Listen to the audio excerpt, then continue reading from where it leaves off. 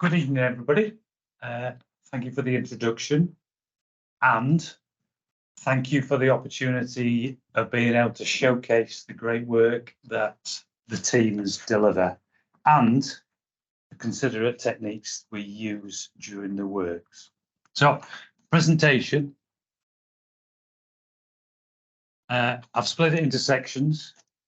This works now. So, first of all, what's changed? Then, why do we manage vegetation?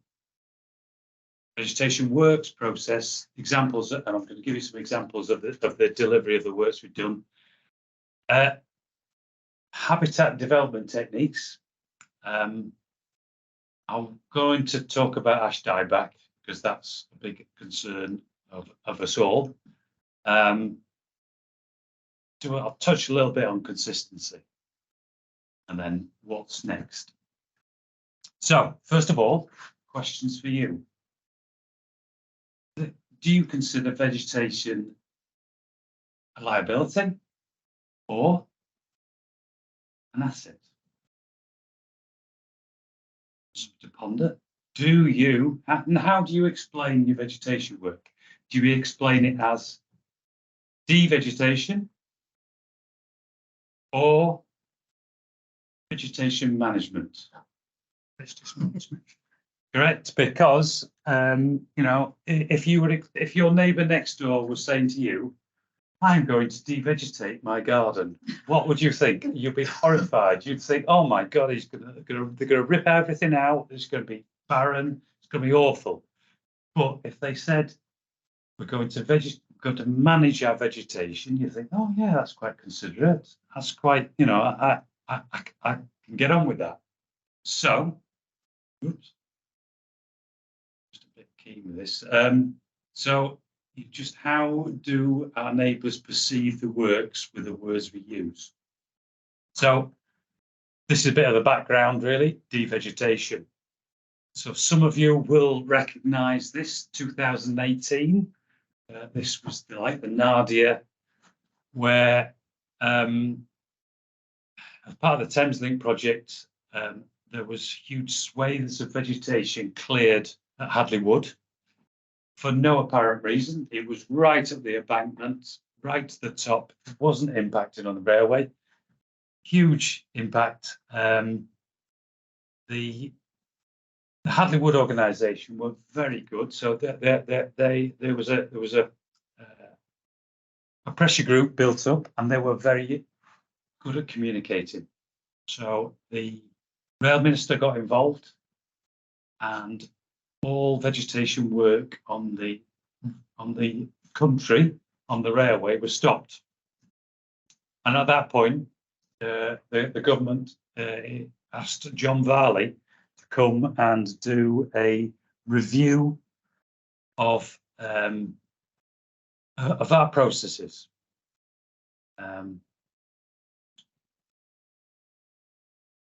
So, this is the review. So I'll just read that off the screen then. So, to assess how effectively Network Rail manages line-side vegetation in accordance with its statutory responsibility to ensure a safe and reliable railway, and its responsibility to protect and enhance the natural environment. I've taken three bits out of the document that I think is very relevant. Right vegetation, right place. Utilising qualified arboriculturists and ecologists, and improving our engagement, certainly with our neighbours and others. So, and great credit to the Hadley Wood organisation. They were very good at what they did. They got the right pressure involved, and to be honest, they're our biggest allies now. There's a lot of work we've done down the East Coast Main Line, and we always talk to them. They always, and they are very supportive of everything we've done, and on the Harford Loop as well.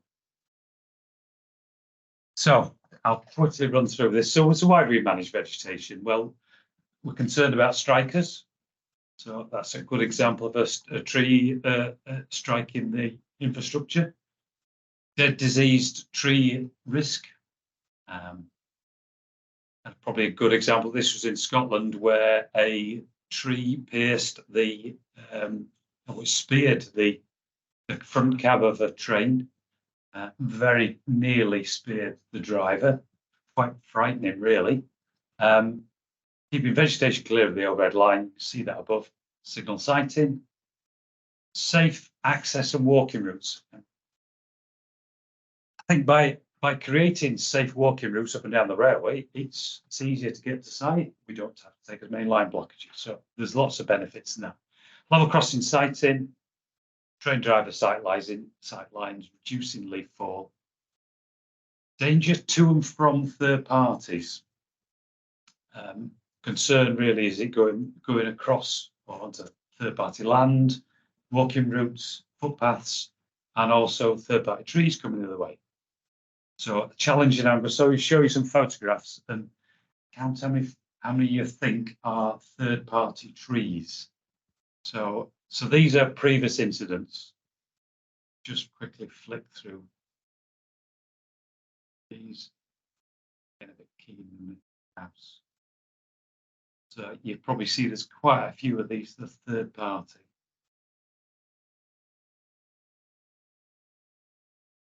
So this, I'm just going to quickly show you this quick video. This was 2018 at Plasworth.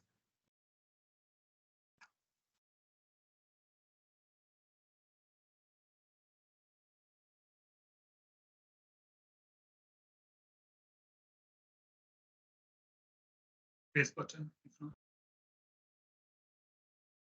Oh, sorry. I mean, sometimes. Yeah. Yeah, you can see it, right? Imagine you're a train driver now. Imagine now, look where he's going. That's over one bridge, right? There's an embankment there. There's all the overhead line. Now what he's coming up to? Coming up to a viaduct. Imagine it if he derailed at that point. Imagine what the impact would be. Absolutely frightening. Interesting enough, that tree, the local off-track manager had been trying to remove that tree for some time. He'd been to the neighbour a couple of times. They refused to allow him to cut it down. Next day, he couldn't get him back fast enough to remove the other tree that was in his garden that they've been trying to remove. So, again, quite frightening, really.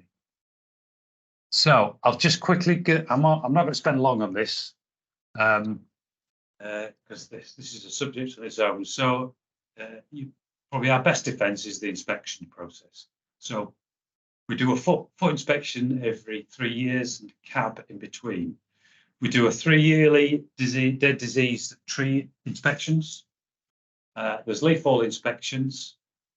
And what's the added benefit nowadays? We've got the train videos. We've got Ava. So most of you have seen Ava. There's Hubble. And there's a trial on Leeds Patch where they're doing the action zones.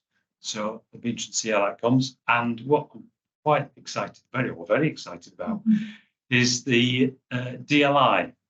So the digitalized line side inspection that should be coming in the new year. Testing has just started. That will link Ava and Ellipse, and so that's quite an exciting. There'll also be a tree management tree risk manager in there as well. So that'd be great. So the vegetation works process. So from the strategy, really, our strategy or my strategy is the day-to-day works, the maintenance will be delivered. So the faults, works arising, close calls, level crossing, signal sighting, dead diseased trees. Now, I'll hold a thought on that one because I'll come to that later with ash dieback, because we're only asking currently the off-track teams to deliver anything that isn't ash dieback. Then the major works will be delivered by the route engineers team, and we use one single point of contact, so that's first delivery. That the benefit of that is consistency and quality. So how do we prioritize the work? Well, this is the calculations used. The main tool is the CCT, it's the Common Consequence tool, and probably from the perspective of that Plasworth incident, you know, you've got all the ducks are lined up there. You've got overhead line, you've got the bridge, the embankment, you know, the viaduct. That would be a massive consequence. So that would have been scored highly. And then we had in the user work crossings, tier 1 and 2 trees, leaf fall category, season delivery specialist priority sites, and any history of fallen trees. So now, enough of me. We're going to hear a little bit.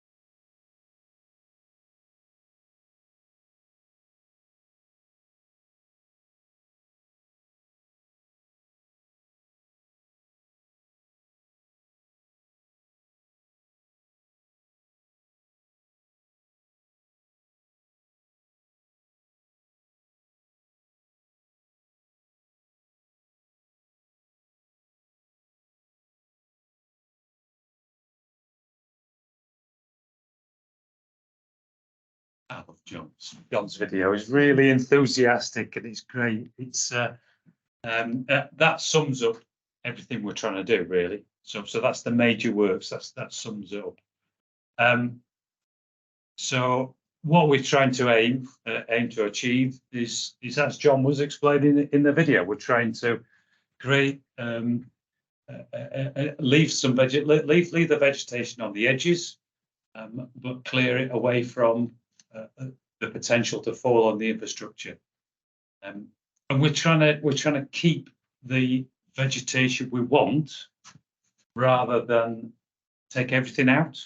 So the aim then is we leave the trees, vegetation, shrubs we want that only grow to a certain height. It inhibits those that we don't want growing. But I think previously we used to clear everything, and it just became a breeding ground, or there's the seed base just grew from there. So there's a couple more examples of the type of works that the team are delivering. Interesting enough, the photograph on the left, John was explaining to me that the farmer there asked him to leave those hanging over that side. It won't fall on on our infrastructure, but the cows tend to shelter under that little section around there, so it keeps them cool. The middle one's a crown reduction. Again, the one on the end is example of the works the team are doing.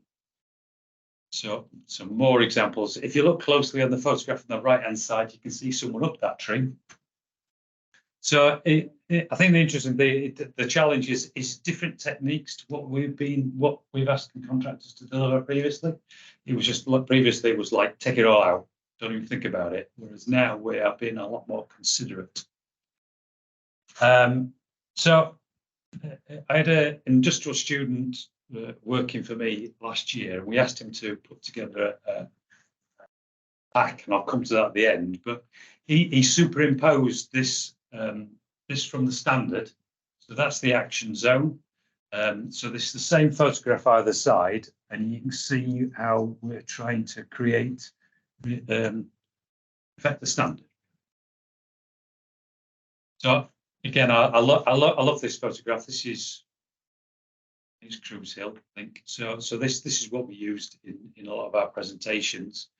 So log piles, great for your insects when the timber starts to decompose. The coppice tree stumps allows us to maintain the vegetation at sustainable height. The windrows, great for ground nesting birds and reptiles.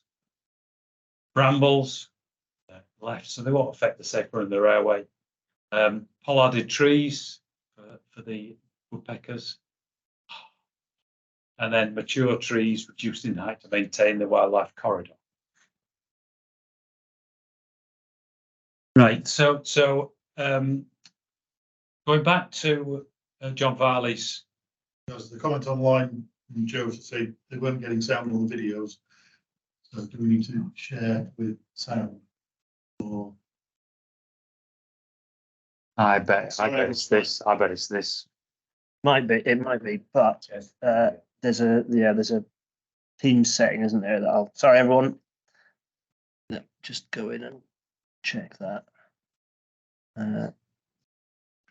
That's the benefit of that one. It was subtitled at least, yeah. Yeah.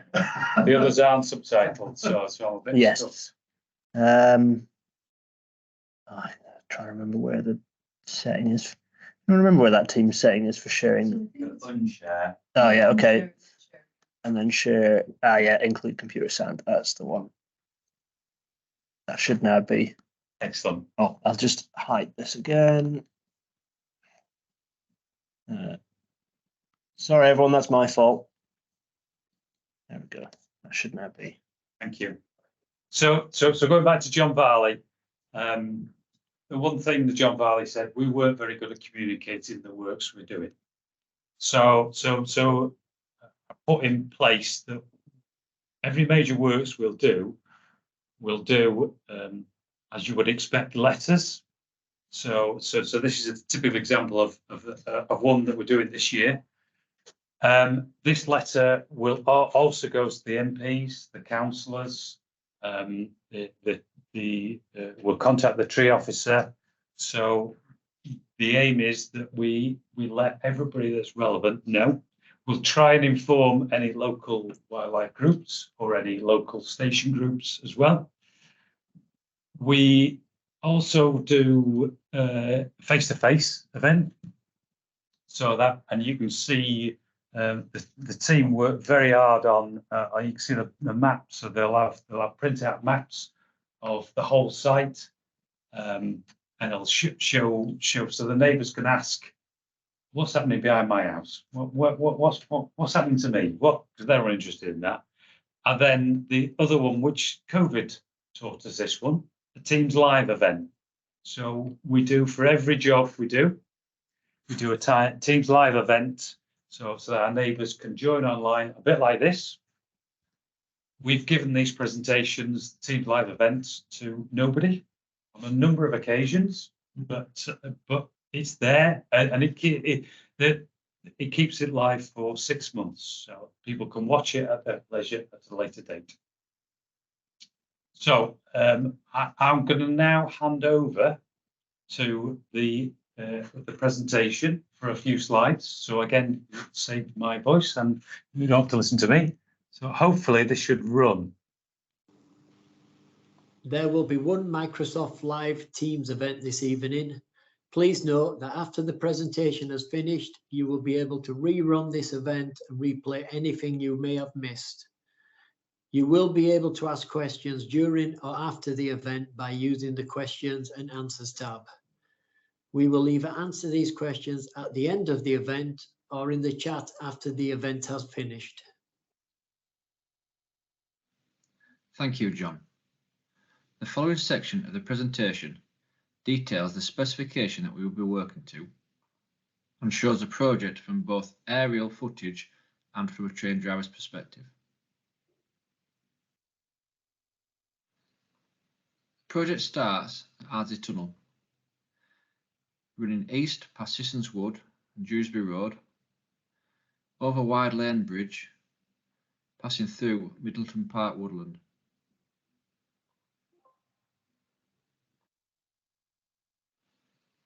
The following few slides detail just some of the reasons why we are carrying out the vegetation management works. Vegetation which has started to cause issues with the electrical supply system.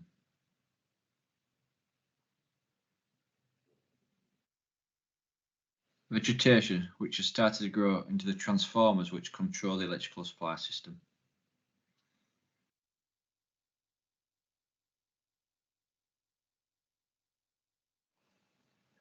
The following video is taken from a trade driver's perspective and shows the project from start to finish. The video was filmed in 2022, just leaving Ardsley Tunnel.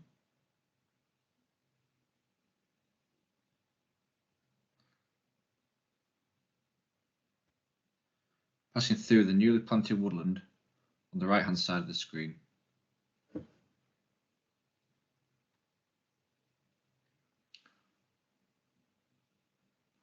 On the approach to Wide Lane Bridge. Just passing the network rail access point. As you can see on the left hand side of the screen, third party residential power lines. Just passing through Middleton Woods Park on the right hand side of the screen. You can see dead trees on the right hand side of the picture.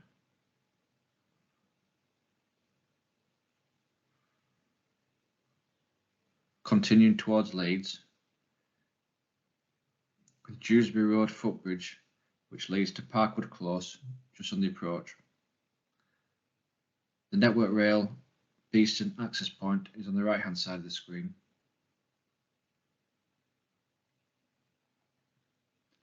Just passing over Dewsbury Road.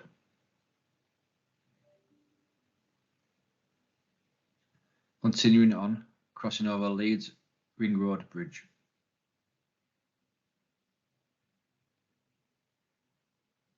Trinity Gardens and Cardinal Gardens, either side of the screen. The following slides show the project taken from aerial footage. Areas highlighted in red is where trees and vegetation will be removed to ground level. Areas highlighted in green is where trees or vegetation will be either pruned back to a suitable growth point, reduced in height, or pallarded. This is to retain woodland and tree cover where possible. This is the start of the project, just coming out of Ardsley Tunnel.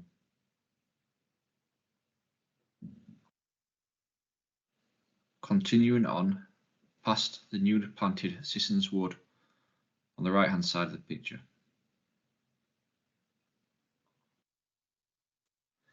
Legislation overview.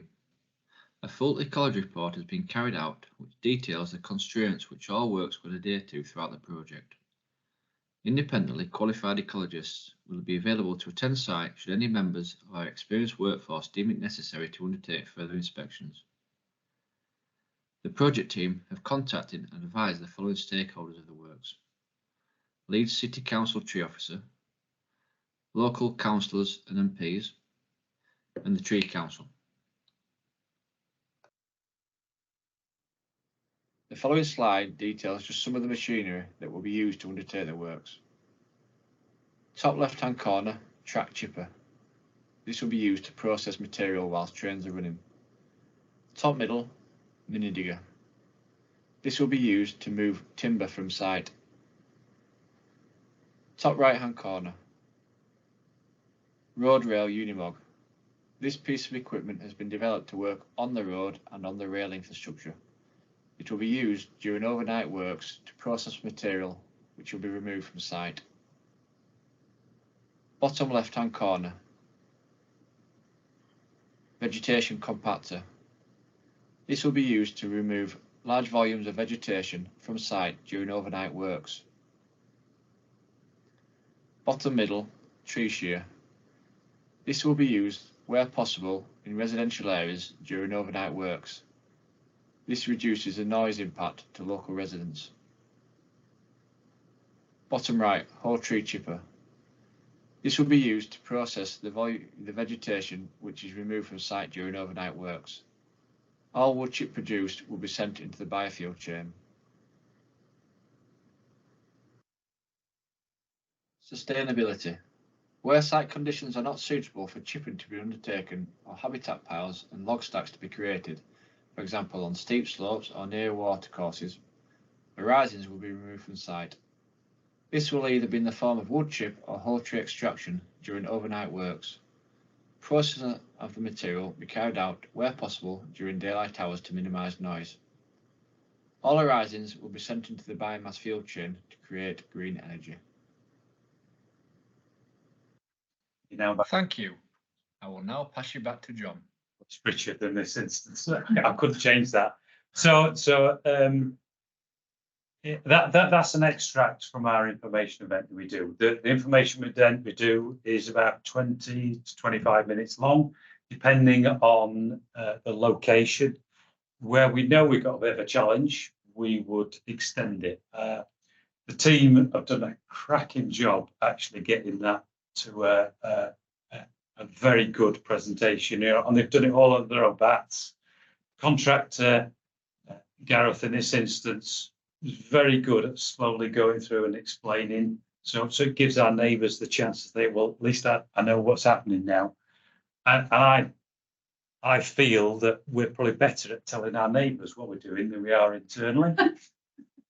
So now internally we don't understand the works. So the next part of it is we didn't really learn our lessons going back 20, 25 years, where we did major works and then we handed it back to the off-track manager. The off-track manager has got 3 men and a dog covering 400 miles, and he's thinking, thank God for that. I don't need to go anywhere near that for another 20 years. In fact, by the time I'm retired, he'll be ready to go back. So it just grew up, and so what I've done is an element of the budget I've got we use to maintain the vegetation that we've cut previously. So we've got 2 gangs that go round, and we're getting to almost the tipping point now where we've got so much to look at, they're struggling to keep up. So they do, they spray in summer and trim in winter. Now, I've got another video now where John again will explain this. So hopefully if I can get this to work now.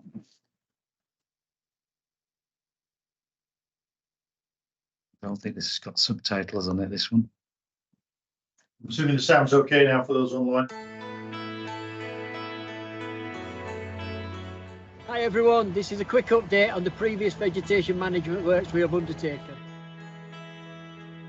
In our previous video, we outlined some of the woodland management and habitat creation techniques that we used in our initial management works, such as reductions, pollards, windrows, habitat piles and dead standing timber.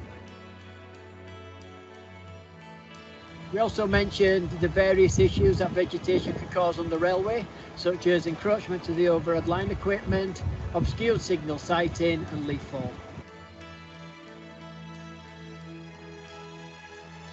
During this video, I'll give a brief outline of how we follow our initial works with an ongoing maintenance programme.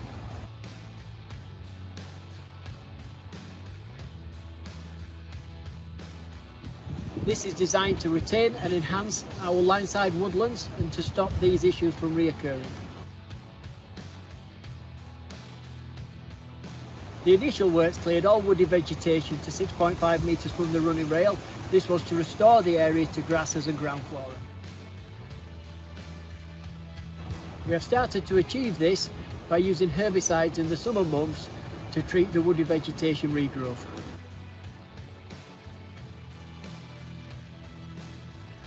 This is followed by cutting the area down to 150 millimetres in the winter months.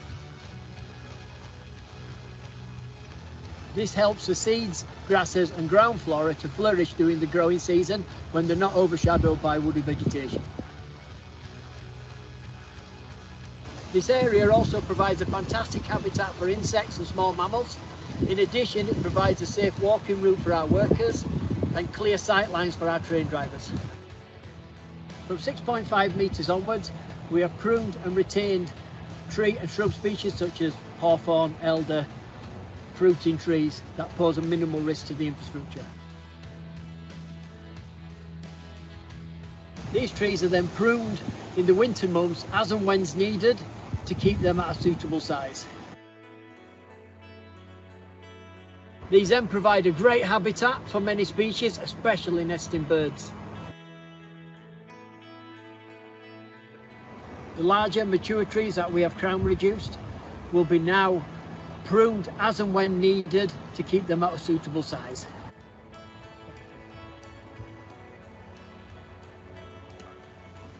These provide important habitats and greatly contribute to the amenity of our line side.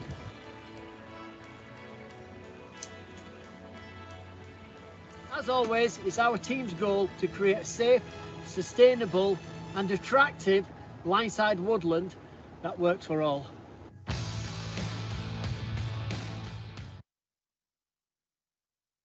It's great, John. So he is going to redo that one because he did that one in about October. So we want to redo that one in this time of year. And there's other videos I'd like them to do as well. But they do that all over their own bat. They're very good. Just following on from what John was explaining there. So this is probably a bit more detail on how we design the habitat designs. So the diagram, and I'll just go through the diagrams on the left is in effect what we're trying to move away from. So where there's lots of ground cover, nothing can grow. So everything grows up for the light. It's just get higher and taller. The right-hand side, it's where we manage controls, and it's great for encouraging wildlife. So these are some good examples. Again, you see how we blended it in the edges. Someone told me a long time ago, the more edge you have, the more wildlife that lives. So because most animals live on the edges rather than the centre of woods. That's because this Yeah. Organic farms actually don't have much biodiversity as other farms have because they have less field margin, because they need more field for the yield. So the more edge we create, the more wildlife we create. So that's great. What we can't forget is the urban habitat. Again, this slide it just explains things. So these habitats can support novel or a unique group of plant species that are adapted to thrive in urban locations. So again, we can't forget that. And there's some photographs of urban habitats. So one thing we did struggle with in the early days was consistency. So you've got jobs that are happening in north, south, east, and west, and they might be 300 miles apart. So keeping that consistency is difficult. So encourage the team to produce some guidelines. So this is our own internal guidelines. my stipulation to them, it needs to be really simple that I can understand. Lots of photographs, lots of ticks to say well done, or crosses to say don't do that. It's a very easy, simple to use document. Again, the team have done really well putting together. Also, I had a hell of a job getting anybody to explain what's good habitat management, what's good practice. It's just within the business, we're not very good at that. So we had an industrial student working for Ian and myself last year, and he put together, again, a cracking document that is very simple, lots of photographs, easy to read. Again, that I can understand. So, and most of the teams on the ground, that's what they want to see. They want to see photographs. Tell you what good looks like. They're not interested in words. So, and I'll come on to ash dieback. I've saved that one. So I don't know if you're aware of ash dieback. It arrived in this country about 2012, has spread rapidly. There's only a small proportion of trees that think are resistant. We think, well, the figures being given is 95% of all ash will die as a consequence of ash dieback. So how many ash trees are there? 150 million mature ash trees, and including saplings, 2.2 billion. So again, to put it in context, those that are around that old enough, the Dutch elm disease in the 1960s affected 25 million trees, and that was quite frightening at that time. So yeah, so the key is to action at the right time. It rots from the inside, or the rot is from the inside. So you might look at a limb and think that's structurally safe, but it's not. So you get to the point where you can't climb it and section and fell it using climbers. So you end up then with mechanical means, having to remove it. Then you might be in a difficult location, especially on the railway, where it makes it impossible to actually get machines in to remove it. So then your cost expands. So as I said at the start, key is the earlier you identify it and mitigate it, the better. So just to put it into context, in the 2018-2019 DD tree survey we did, we found around about 10,000 trees to action. We've done the next round of DD tree survey, so we're about 2/3 of the way through it. So we started at 21, we'll finish it next year. I think we're going to find about 100,000 trees. So it's a 10-fold increase in 3 years. Just a quick one. I'll just do a quick case to show a quick case study. Burley Park ash tree. So this tree you can see here was in Burley Park. So it was in the local Leeds City Council park. But if it fell, it would have spanned both tracks. So interesting challenge. That's Claire. Well done. Very close to Armley. Very close to Leeds City Council. So quite a challenge, but we got them on board. This is the dead disease dying tree details, and you see the action by date was 18th of February last year. So this is so the photograph on the bottom there shows the split in the trunk, and the action there that was agreed with all was to remove the crown above the green line and leave the stem as a monolith. Just to reassure you that we consider the ecology and the bird nesting and the bats. We did all the relevant surveys, used the and we're considering the impact of the fly zone and effect of the birds, of the bats. So The team use the hierarchy of control. So, as I said at the start, that you might climb an ash tree dead with a ash dieback, and it might snap out. And tree climbing is dangerous as it is, without putting someone in even more danger. So we're trying to mechanize as much as we can.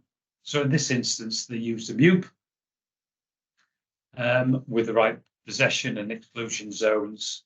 So the section fell it using the MUP. And this is the what's left. This is before and after. So as it says on the slide there, the retention of habitat will become a hive of activity for insects, birds and mammals, and ideal breeding ground for fungi, moss and lichen. So I researched up, and the statement at the bottom there. In the UK, there are close to 5,000 individual vertebrate and fungi species to be found living in or dead wood, on dead wood volumes. So go back to the statement at the start. It's an asset. We've left that tree as an asset, and that asset will support a lot of little animals. So next steps. We're having a nightmare with getting access. So the possessions and isolations, we're losing probably about 20% of isolations each, and we only found out the week before. So the contractors are putting awful lot of planning and organising in, only to find we're losing it. So I see in CB7, we're going to try and use a lot more blockades if we can, and mechanise the work. So this is an example. It's a grapple saw. So the aim would be as a blockade to go through, take everything down to a manageable level, so the teams can follow up during the day. MUPs. Example of MUP, spider cranes. So we're using, or spider access platforms. So we're using a lot of those. Again, a safe way of managing ash. And this is a road MUP, and it shows you a typical example of a tree that's been removed. So other challenges. Unfortunately, vegetation keeps growing. It doesn't stop. So it will always be there. You can never let it go. Safe delivery of work. So safety for the staff, safety for those working somewhere in and around, and the trains.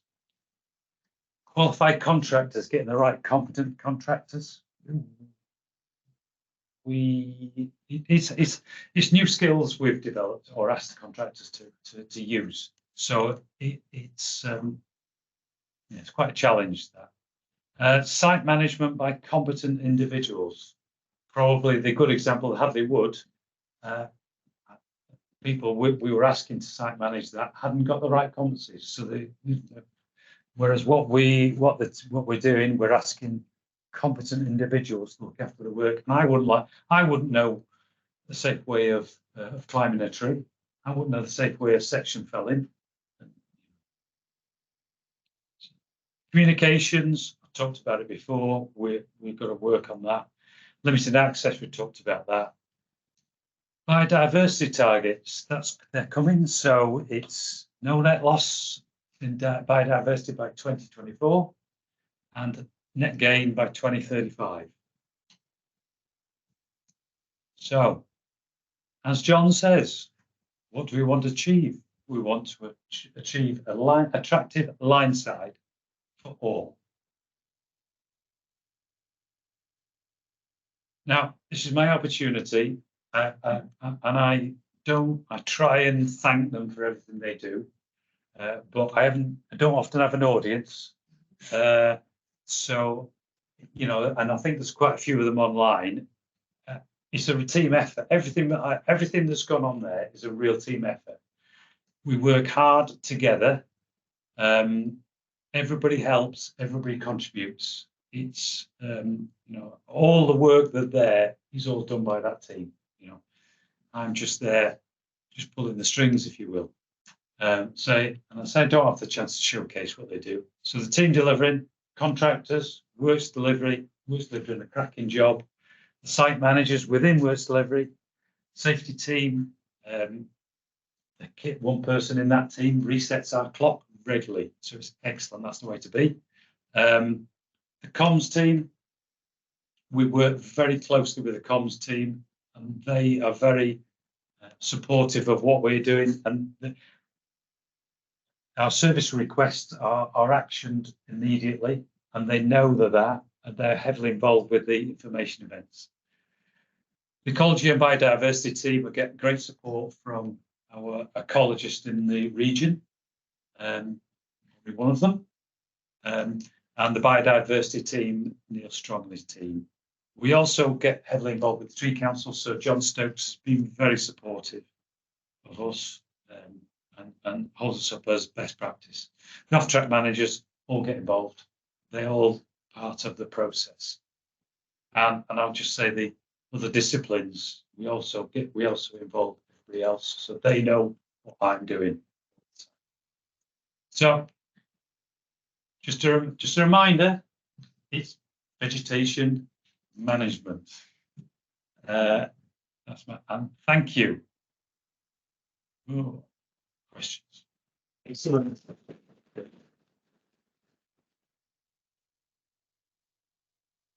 We've probably got the presentation off now. Make the screen bigger for people that are online, just so they can see Richard while we're asking questions. You'll have to please. Dropped offline, I think. Oh, should never have told me to do that. No.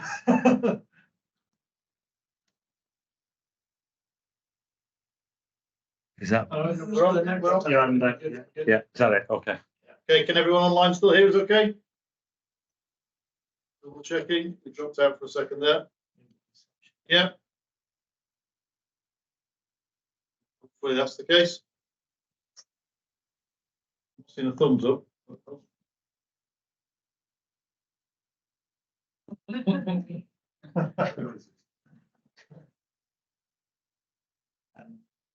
Okay, there, as you will now see, there have been lots of questions flying around, and Joe's been doing a fair job to try and answer them before Richard gets to answer them as well. So, Joe, thank you. So if we start, Pete Flynn asked, tell us a little bit more about Hubble. And Joe explained, Hubble is a software system which takes the AIVR footage and analyzes and produces a prioritised report of all the non-compliance and variances. Yeah, I think the only issue with it doesn't link with Ellipse, so that's what the DLI will do. So it's a great system, very simple to use. Actually, DLI I think will supersede it. It's very good for overhead line. We want to use it for the NAINS profile. That's what I really want to use them for. It's another story. Okay. Do you ever do managed planting of vegetation to improve habitats and make locations more attractive to line-side neighbours? I must confess, no. Only because we spend an awful lot of money on removing vegetation. We don't want to be in a stage of replanting where we've just removed vegetation. We have done selective, and that's normally in a problem site. So Burley was a challenge for us doing that 2 or 3 years ago, especially with our neighbours and Leeds City Council. We involved the tree councillor, and they recommended to plant a hedgerow at the top of a cutting, just so that so that's the only time we would do planting. Excellent. Steve Valentine shares frustrations with respect to vegetation affecting gauging profiles, particularly where the gauging train is picking up issues, and an ongoing challenge around, is that a track responsibility or an off-track responsibility?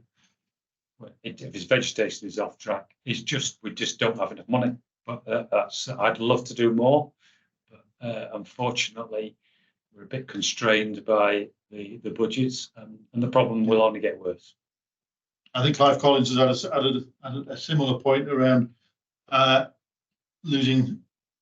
Oh no, slightly different point around masonry collapse on structures, particularly New Street as an example, where vegetation growing through structures becomes a particular problem. So that's a challenge for us, because I did try and get involved with the structures and the vegetation, but quite rightly, and I understand that the structures team said no, we want to deal with anything vegetation or structures, because quite rightly, by removing that vegetation, you may displace the brickwork, and therefore you should really have a brickwork gang coming behind the vegetation team to repair and replace. So again, that's quite right. How do you get the balance right between leaving brush and maintaining a clear line side to reduce fire risk? Similarly, what do you do with line side rubbish tipping during de-veg work? Who said de-veg? Who said that? Who said that? Clive Collins. Clive Collins.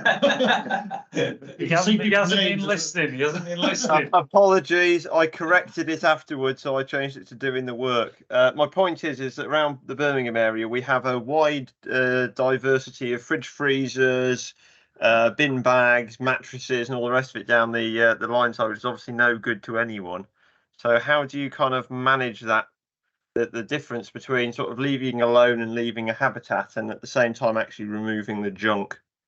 So we have certainly in the Burley site we cleared the litter, and I know that our Richard Owens is keen for us to also tie in the that sort of work in with the vegetation work. So, and he's quite right that we want to leave a good impression of what we don't want to clear the vegetation and then leave an unsightly litter all around. So we do. There's an element of works within the project that we do remove litter, but it becomes more of a challenge in urban areas.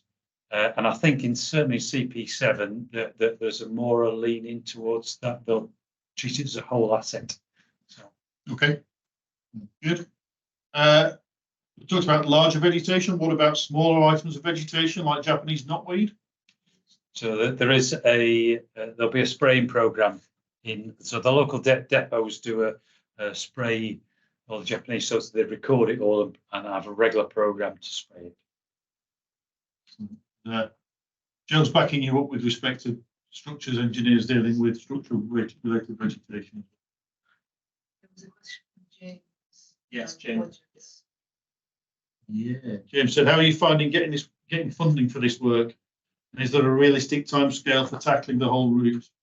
The answer is, well, every year, either myself or Joe have begged for more money. And the route directors have been supportive until this year. So it is certainly a challenge. This year we've had cuts, so we're not doing as much as we would like. It's a long-term program. You know, poor some of the off-track managers, we probably won't get anywhere near their patch for 2 or 3 control periods. Most of it, you know. Okay. It looks like there's a whole lot of networking happening on here in terms of people connecting up problems. So Tom Bennett brackets structures. There's the clue. So has a hybrid approach been considered with the structures team? So there's an open opportunity to. So we discussed it a long time ago with Chris Heap, and Chris Heap was very adamant he wanted to keep it within structures at the time. And similarly, Joe is keen to talk to Steve Valentine around gauging challenges as well. So excellent. Can I chip in with a question? Go for it. Yeah. James. Have you done any work to look at the difference in price?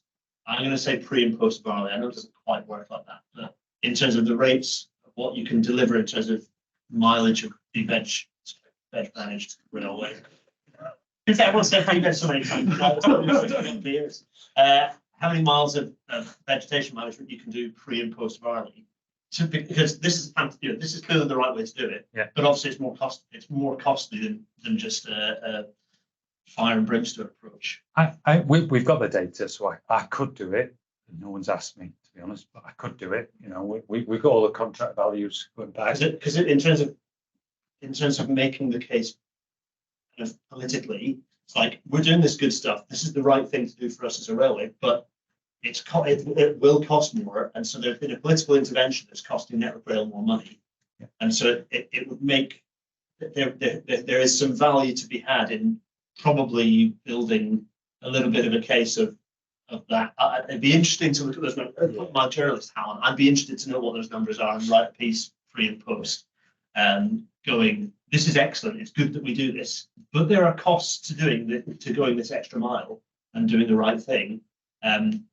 Yeah, it'd be interesting to look at the pre and post, whether it's a doubling of costs or do you have an idea of what that? I don't, and I think you got to put it in perspective. We've professionalised, so the works delivery team are very professional in everything they do, how they manage it, how we speed. So we've expanded almost the remit of what we. Yeah. And going back in time, you would put, it's vegetation. It's only vegetation. As one of our esteemed leaders previously, it's gardening. You just put someone who's on the sick on it, and get them. Don't worry about it. It's climbing trees, and we've professionalised it now. That's why we're so there's a lot changed. Yeah. It's not a clean comparison of now you're doing the extra stuff. I think probably going back to one of the. So I work very hard on sharing my plans with what we're doing with all the other disciplines. So just so I think a few of the questions come back. That's what I work very hard on. So all the other disciplines, I have regular meetings with them and explain what I'm doing. Sounds good. Related question, Natalia Marsden asks, do we think there is learning from how you do your vegetation management communication events for other Network Rail projects to communicate with our line-side neighbours about our activities?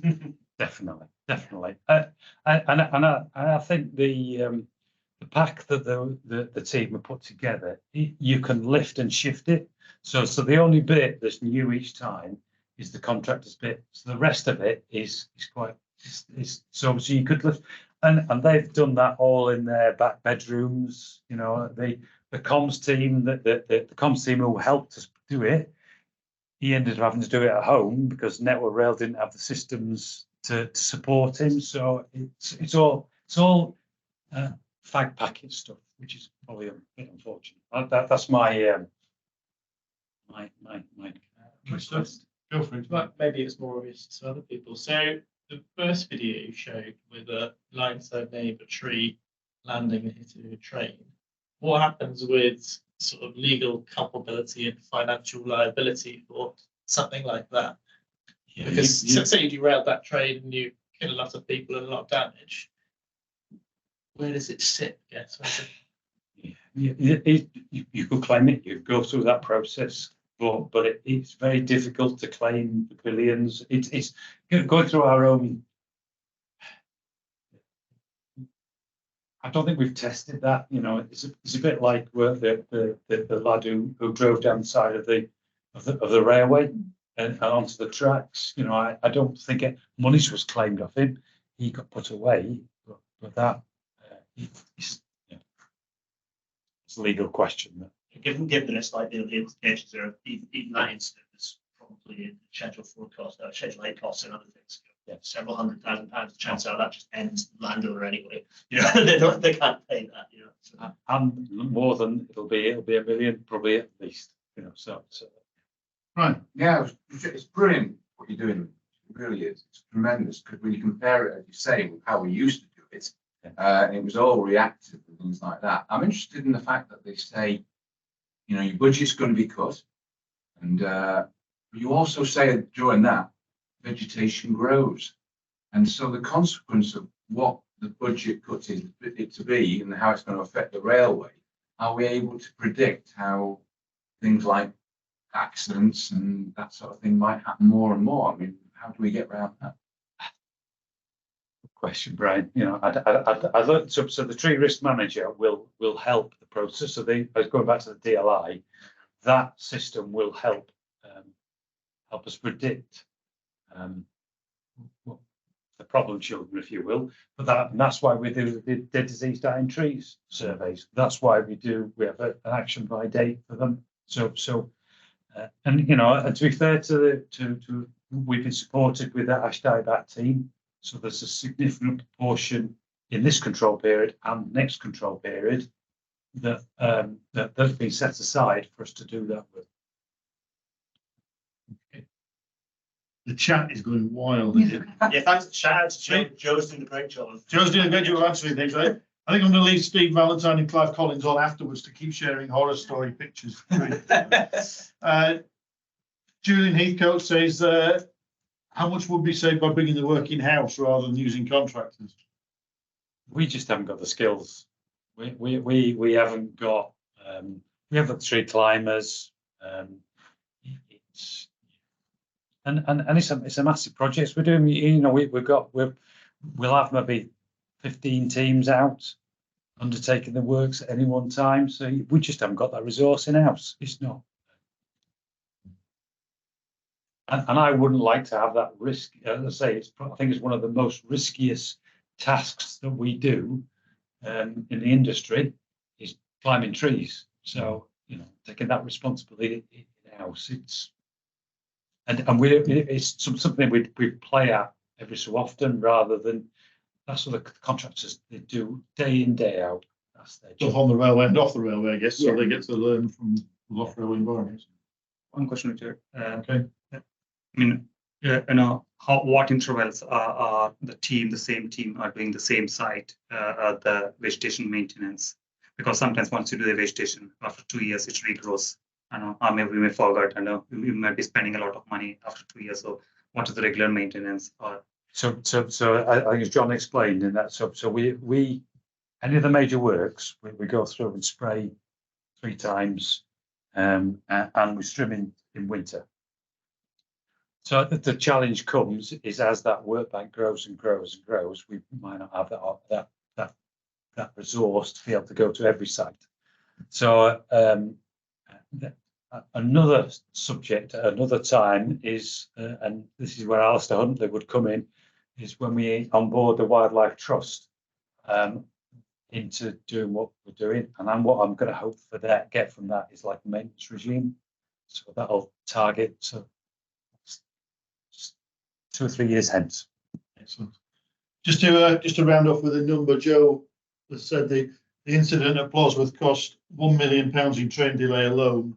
That didn't include the cost of the OLE repair that came with it. So it's an expensive business. Go for it. Go for it, Claire. Yes, Claire Brint, for those online. So some of you might be aware that I'm helping manage the recommendation of Carmont. So the Lord Robert Mayor review of earthworks and drainage and how we manage it in Network Rail included a recommendation around trying to have a more integrated approach to how we manage earthworks, drainage and vegetation. And so this work you're doing, you know, I can attest that there is some really good interaction going on between the geotech teams and the veg teams. So, but it's really good to kind of see it in action because, you know, we are making progress. So I just wanted to say that this is directly related to some of the recommendations that have come from Carmont. I can echo that. You know, I think there was a definite divide 4 years ago, whereas now, they're great. You know, I get lots back from them and vice versa. Really good, really good. Excellent. So I now know far more about vegetation management than when we started. I think seeing vegetation as an asset rather than a hindrance was a fair statement. I think it's fascinating to see how much thought goes into how we manage different types of vegetation in different ways, or to cultivate habitat and manage the risk. And I think that neighbour interface is really important as well. I I thought that the video from Arsley heading towards Leeds kind of really showed just how challenging vegetation can be on that kind of railway. So, Richard, thanks again for sharing your insight with us, and we all say thank you as usual.